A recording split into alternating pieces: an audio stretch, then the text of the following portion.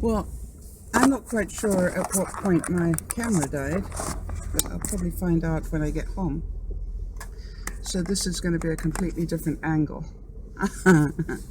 Okay, let me go back a bit and trying to think what I was talking about.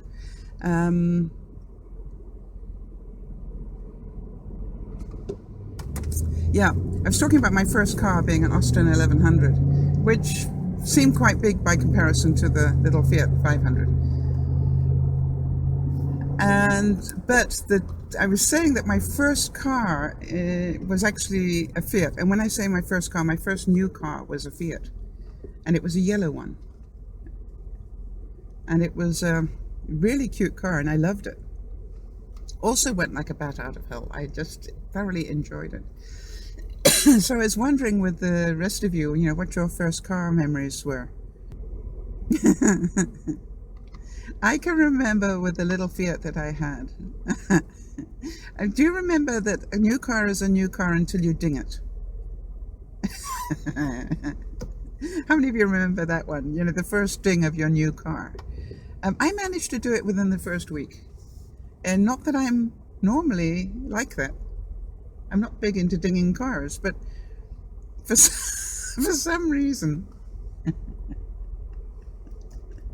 I was in a car parking area, car park thing, and I checked all around me, and the bay behind me was free, so I reversed back farther than you would normally reverse because I knew the bay was free, but unfortunately while I wasn't looking, somebody actually parked in it, and I saw him a little bit too late. I didn't do a lot of damage. I mean, I just touched him, but I always remember this guy came out screaming at me.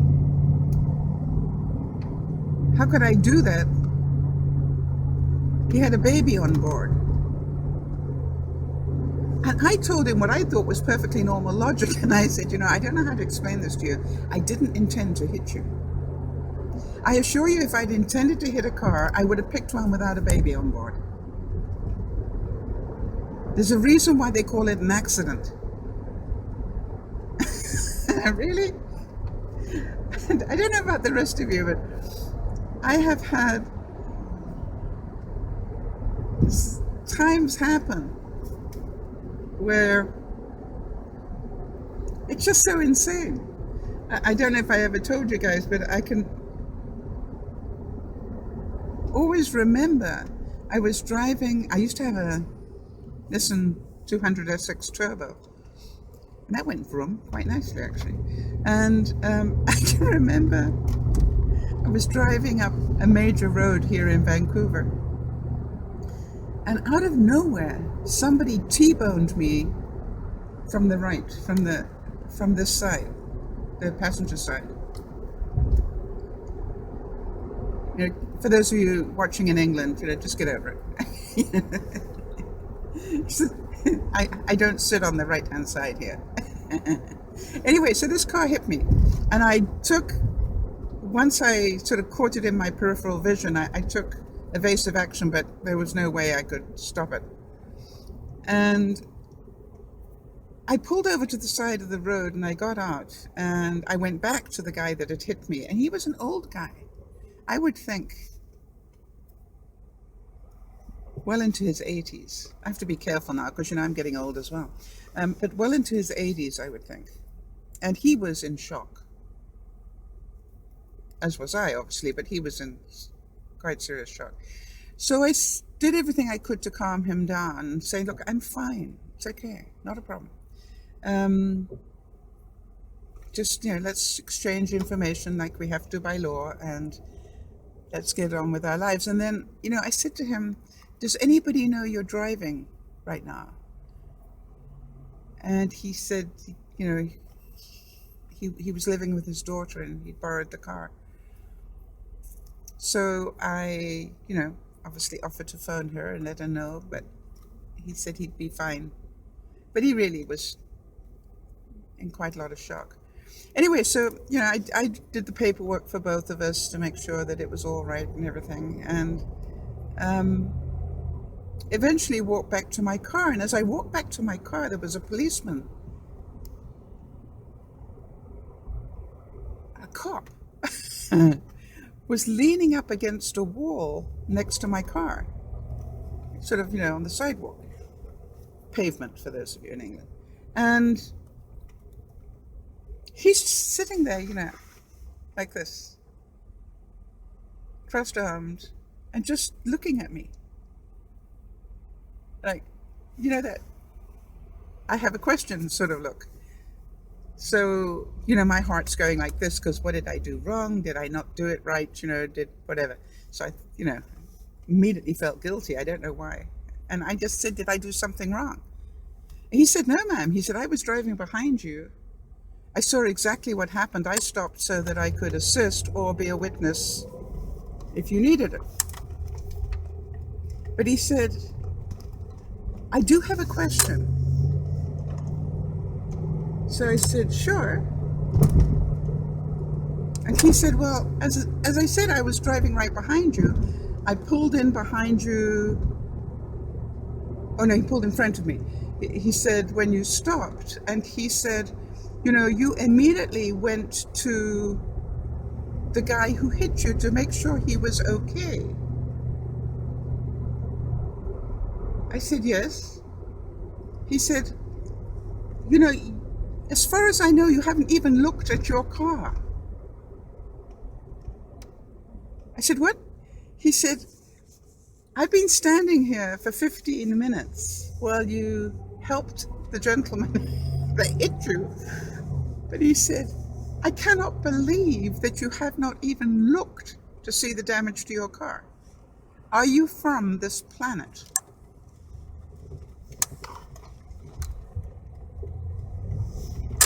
And I said, what? He said, are you from this planet? I said, I think so. He said, I've witnessed so many accidents in my time. First thing that happens is the person who was hit comes out screaming. I didn't hear you raise your voice at all. And I said, well, there's a reason for that, sir. And he said, what's that? And I said, I checked with the gentleman. He said, what did you check? I said, I asked him, when you woke up this morning, did you say, I think I'll hit sell today? And the cop cracked up. He said, you asked him that? I said, yep.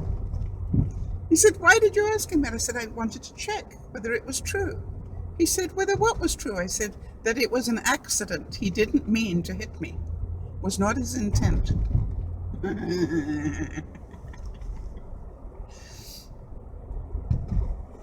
Anyway, it was so cute. The cops said, I've seen it all now. Are you from this planet? Anyway, I thoroughly enjoyed my experience of the Marshmallow, and thoroughly enjoyed meeting Vijay and Allan. How charming. I just want to give them a big heads up, because when I arrived yesterday, I was not in my usual bright, sunny mood. I was very discombobulated. Something had gone down at home that had upset me greatly. And I was in overwhelm to a certain degree. And I was really distracted from being charming. I don't get like that very often, but I was really blind almost to the world. You know what I mean? I was quite I was in survival to some degree, I think. So when I had gone to pick up the car, I had been pretty serious, to put it mildly, and pretty blunt, because I just needed to get to work. And so I went and apologized this morning, and thanked them for how gracious they were to me, considering I was the bitch from hell. Actually, I'm not sure that I was the bitch from hell, but I just wasn't very normal for me. And I was very, very grateful for the way in which both Vijay and Allan dealt with me, considering what my mood was. They still kept smiling, and they still kept helping, and still kept saying the right things. What can we do to help you get out of here, quickly? Which obviously was important to me. And so I just wanted to give them a big heads up.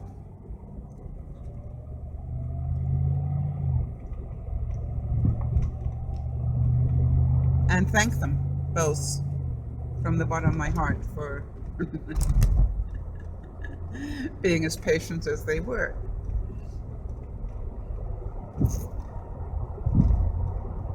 And I, quite honestly, in my lifetime, have never before rented a car from Enterprise.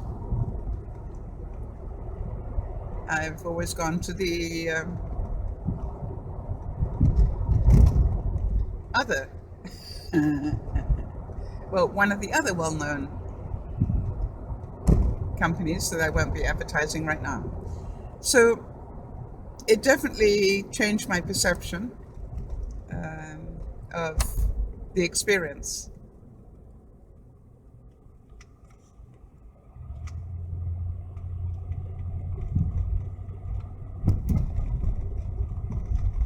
And I now have a brand new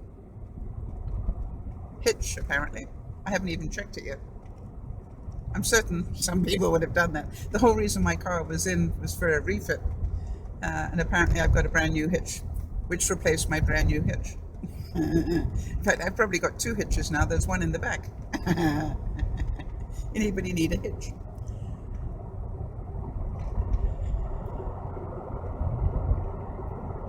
I better have a look at it when I get out. Exciting. All right, so the thought of the day is marshmallow. It would have to be marshmallow. And sometimes the cutest little thing isn't nearly as stupid as you think. And I would have to say, overall, that was my experience of the marshmallow, otherwise known as the Fiat 500. I really had no expectation of it at all. I certainly didn't expect to enjoy it, and I did. And I think that's true of life sometimes. The smallest things give you the greatest reward. I know some of you are going like diamond rings, but that's not what I mean. Life is about memories, not things, right? And so I have a very fond memory of this experience. And I feel really grateful to everybody who was part of it. My thanks to my Jeep dealership, that's Haley's, who'd done the recall for me. I'm certain they didn't need the frustration of what happened to my car when they tried to do the refit. And they really handled all of that really well as well. So give them a big heads up as well. Well done. Nice shout out. And their service guys were great with me. All right, everybody, have a wonderful day.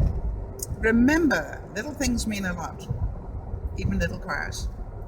And the little things you do for other people, for example, being really patient with a client who obviously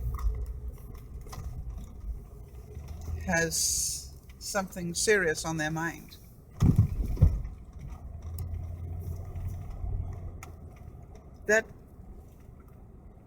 That was amazing, and not to take it personally. And I would really like to give Allan an extra special shout out on this one, because when he was showing me the little marshmallow thing, he actually asked me a question which took incredible courage, but it sort of knocked me out of my space, because he looked at me and he said, "May I ask you a question?" And I said, "Sure." And he said, "You look really upset about something. Is it something we have done?"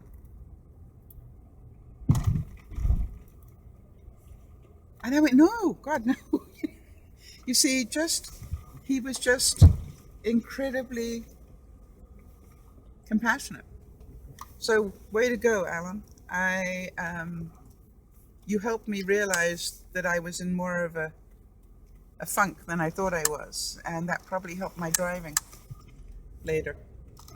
So I genuinely thank you for that. You did a great job.